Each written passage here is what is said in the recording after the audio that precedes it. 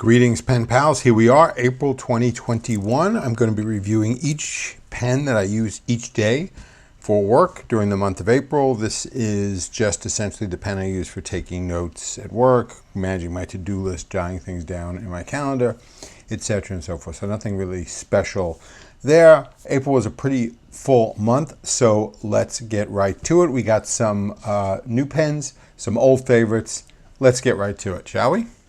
All right, first up is a Mont Blanc 220. This is a Mont Blanc. This is a sort of moderately priced Mont Blanc. They do not make this pen anymore. It's a Macrolon piston filling pen. Sound familiar? It's a very much like a Lamy 2000. For those of you who are really into Mont Blanc logos, what's really cool is you get two. You get one on this end and another one on this end. But pretty nice pen, gold nib, very similar to the Lamy 2000. Again, part of sort of a moderately priced line that Mont Blanc discontinued a while ago. So anyway, here we go. This is a Mont Blanc model 220. And this ink is Mont Blanc lavender purple.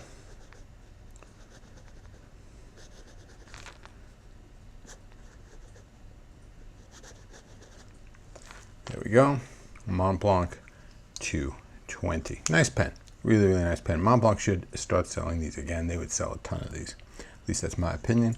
Next up is an ebonite pen from India, a Ranga Model 3. This is a eyedropper filled pen.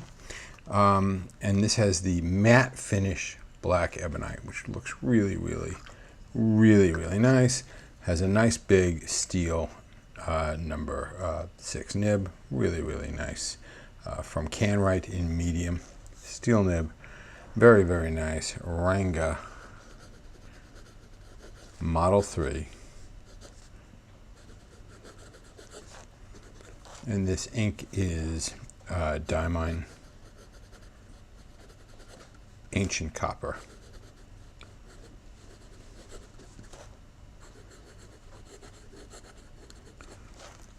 Very nice pen, Ranga Model 3. And again, I like the matte finish ebonite. It's a little different than the glossy ebonite that you see on most pens. Very nice pen. Next up is a new pen. This is the TWSBI Draco, a limited edition pen from TWSBI. Looks very different than most other TWSBIs. I did a full review of this pen. I had a couple of issues with it. The biggest one is I think the nib is undersized. Look at that puny little number 5 size nib in a pen this substantial and pretty nice. So this should definitely have a number 6 nib in it. It's a piston filling pen from TWSBI. So we have here a TWSBI Draco. And this ink is Diamine Writer's Blood.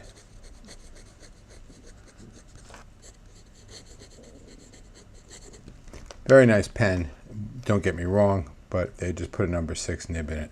It would have basically been a perfect pen at that point. But nice pen, limited edition. So if you want one, get it now. I'm not sure how much longer they'll be around. All right, next pen is a new pen from Jinhao. This is the Jinhao 85. This is essentially meant to be a Jinhao version of the re-release from Parker of the Parker 51, if you can kind of follow all that. It's a wooden-bodied pen, metal cap, with this reading on the cap, which I think just looks great. It is a screw-to-uncap pen with a hooded steel nib. Again, very Parker 51-like. But unlike the Parker 51s of old, this pen is cartridge converter, as you might expect from a Jinhao pen. So here we have, like we said, a Jinhao 85, and this ink is J. Herbin Terre de Fou.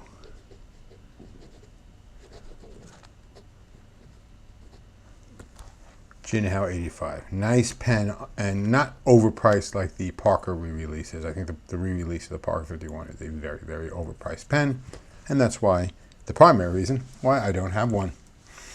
All right, next up is the Conqueror Endura Abalone. So I was really mixed about this pen when I got it. I think it's a gorgeous material, really well made pen. The nib that it came with was a horrendous nib. It was the Omniflex nib from Conqueror, and it was just really really a bad nib. I replaced it with this stub nib from Anderson Pens, and I've been much happy with it. So here we have the Conqueror Endura Abalone, and this ink is Diamine Purple Rain. So this was the case where you took a pen that I wasn't really pleased with at all and turned it into a pen that I really like, because I think it's got outstanding, stunning material. Looks faceted. It's only faceted internally. There's a clear coat on it which rounds the whole thing off, so it just really looks great. Anyway, and turned it into a pen that I really like with this new nib, which was very easy to do. It's a number 6 size steel nib, so it's easy to replace. All right, next up is a Pallet Custom Heritage 912. Great Pilot pen, 14 karat gold Falcon nib, the FA nib. This is the closest thing you're going to get in a modern gold nib to a vintage flex nib. So we have a Pilot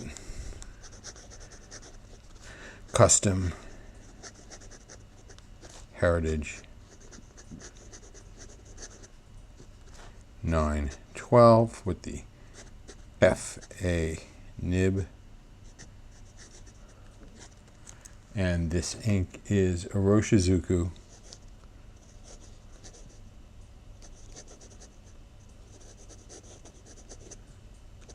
Ama. Oop, I think this is running out a little bit. Ama Iru. There we go. Pilot Custom Heritage 912, Iroshizuku Ama Iru. Great pen. I really love this one. Like I said, I think this might be the closest you're going to get to a vintage flex pen experience in a modern pen. Next up, we have an old friend that those of you who watch my channel with any degree of frequency have seen this pen. I can't tell you how many countless times. This pen by far has made more appearances on this YouTube channel than any other pen. This is my Ranga Model 5. This is an ebonite pen from India, handmade ebonite. But the prize on this pen is the 18 karat gold number 8 Bach nib with the ebonite feed in broad. Just fantastic pen. So here we go. Ranga Model 5. And this ink is Birmingham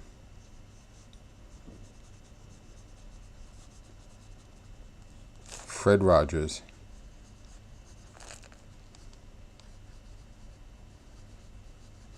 Cardigan Red.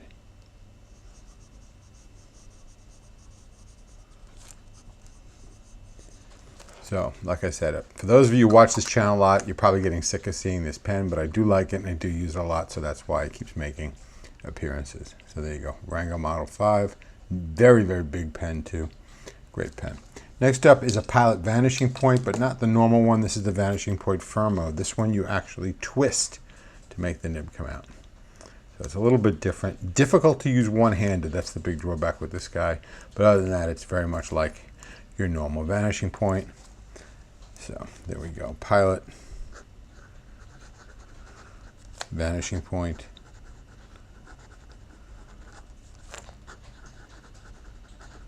Firmo. And this ink is Iroshizuku Konpeki. So I used to have this pen ink with Bay State Blue for years, and then about a year or two ago, I realized that this was literally the only Pilot pen I think I owned that didn't have Iroshizuku ink in it. So I just figured, all right, you know, for consistency's sake, I cleaned it out and re-inked it with the Iroshizuku Konpeki. But I did have Bay State Blue in this pen for years, and it didn't destroy the pen. Go figure. All right, next up is a very unusual pen from a company that is gone. This is an Opus 360. This is the shape of the pen is this reload triangle, which is really cool. Obviously, it's not a screw to uncap pen with this weird shape. It has a 18 karat gold nib from Opus, piston filler. Really nice pen in yellow, which is really nice. And this is my only homemade blended ink that I have. So I call, so anyway, this, like we said, this pen is an Opus 360. And this ink is Allen's Yellow. So like I said, this is the only sort of custom blend I've ever done. I wanted to have a yellow ink that was still somewhat visible and didn't just totally fade away. So that's my special blend. There you go. Really super nice pen. Opus 360. Too bad Opus is gone. They made nice pens. All right, next up is the classic with the Mont Blanc 149. This is a somewhat of a vintage Mont Blanc 149. So this has a 14 karat nib. If you got a new 149 today, it would have an 18 karat nib, but it would have a plastic feed. Mine has an ebonite feed. So Mont Blanc 149, and this ink is Mont Blanc Royal Blue.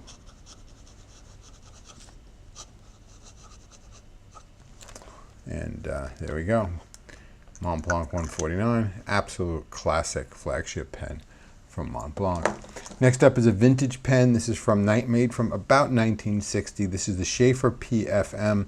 Stood for Pen for Men, if you could believe it or not. That's the way they used to market it.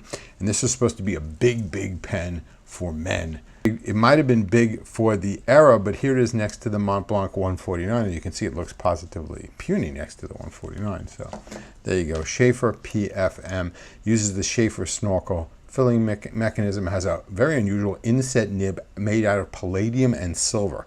So interesting filling mechanism, unusual nib material, really, really nice nib. Sheaffer PFM, and this ink is Jeherbon Eclat de Saphir. Sheaffer PFM, vintage pen from about 1960. All right, next up is a pen from Italy. This is my Aurora 88 with a sterling silver cap, piston filler, 14 karat gold, big, big nib, great ink window, really functional ink window, great filling mechanism. I love the section on this, love the nib. Really, really nice pen. This is Aurora 88. And of course, this ink is Aurora Black. Aurora 88, super, super nice pen. All right, next up is another pen with 88 in the name. This is a Opus 88 Coloro demonstrator. This uses, it might look like a vac filler or a piston filler, but it's actually an eyedropper filled pen, but it's what they call a Japanese style eyedropper. So it's an eyedropper pen with a shutoff valve. So you twist this to open and close the integrated shutoff valve. Really nice number 6 size nib in broad. So like we said, this is a Opus 88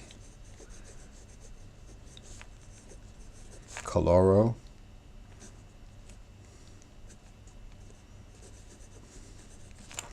And this ink is Colorverse Clear Cyan.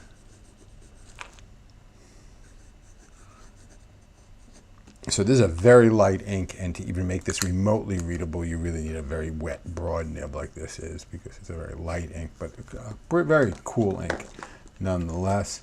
Next up is another great pen from Pallet. This is a flagship pen in some respects, the Pallet Custom 823. Vac filling pen from Pallet. Great, great pen. Numbers, what they call this is a number 15 nib, so this is sort of a number 6 to size nib from Pallet. Really beautiful nib. And again, like I said, great functioning vacuum filling mechanism. So we have here Pallet Custom 823, and this ink is just simply Pallet Blue.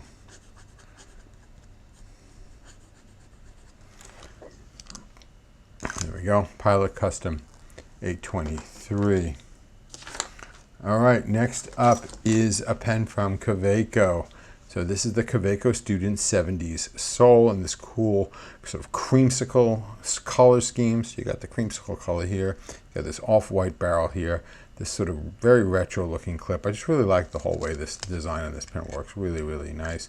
Does have a smooth metal section and kind of a small nib, which might be off-putting to some people, but we have a Kaweco Student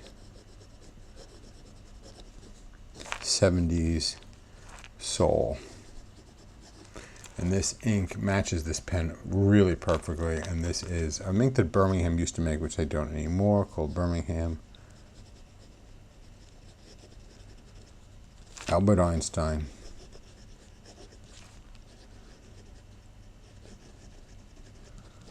Relative Cadmium.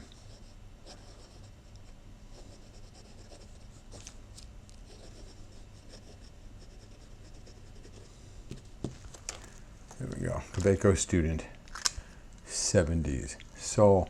Next up is a small steel nib pen from Pelican. This is the Pelican M200 in the Smoky Quartz edition, that with the matching Smoky Quartz ink. Not the original nib, I replaced the original nib with this double broad nib. So this is a Pelican M200. And this ink is Pelican Edelstein Smoky Quartz.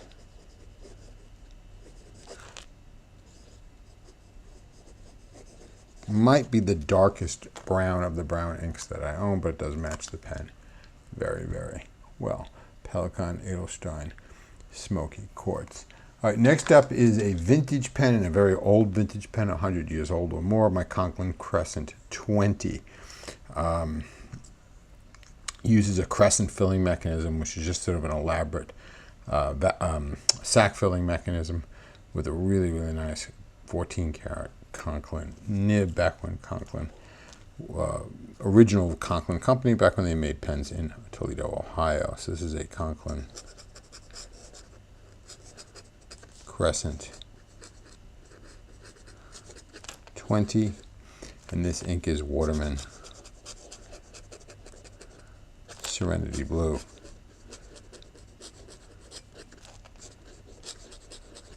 Really nice pen, Conqueror Crescent 20.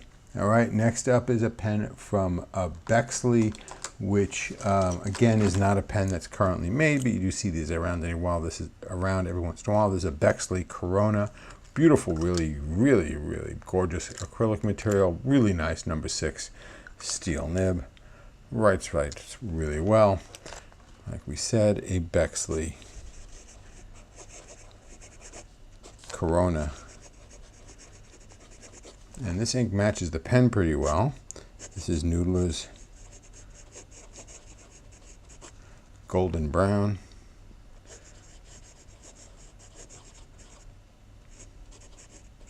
The only problem with this ink is, best I can tell, it doesn't dry ever. But other than that, it's a great, great ink. All right, next up is an inexpensive pen from Pilot. This is a Pallet 78G steel nib. This one's in medium, but it really is very stub-like. I love the way this pen writes. Great, great pen from Pilot 78G. Very, very inexpensive plastic pen from Pilot. So like we said, we have a Pilot 78G, and this ink is just simply Pilot Blue Black. You can see this pen writes very stub-like, even though it's just a medium, nothing special about it. So very, very nice. All right, next up is a Conqueror Mark Twain, which is a remake of the Conqueror Crescent 20, which you saw before. It's a modern pen, same filling mechanism, styled similarly. Although this one's acrylic and this is black chased hard rubber, and the modern one is a bit bigger. But all in all, very, very similar. Not the same Conqueror company. The actual Conqueror company went defunct a few years ago, and then the brand was bought by Monteverde, and they started reissuing pens made overseas with the Conqueror name, but it's got a really nice number 6 nib with this big crescent breather hole. Really, really nice. And it's a modern pen with a sack filler, which is pretty unusual as well. So we have a Conqueror Mark Twain. And this ink is another ink from J. Herbin. This is J. Herbin Le Détail.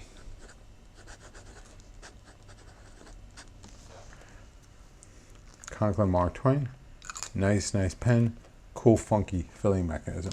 All right, last but not least, a pen that I really, really love, the Diplomat Aero Flame. So this is basically a normal Diplomat Aero, except it's much heavier because it's all solid steel and it's been flamed, as you can see. Great, great pen. Really, really like it. Great number 6 nib in medium. Really, really like this pen. So here we have a Diplomat Aero Flame. And this ink is Monteverde Cherry Danish.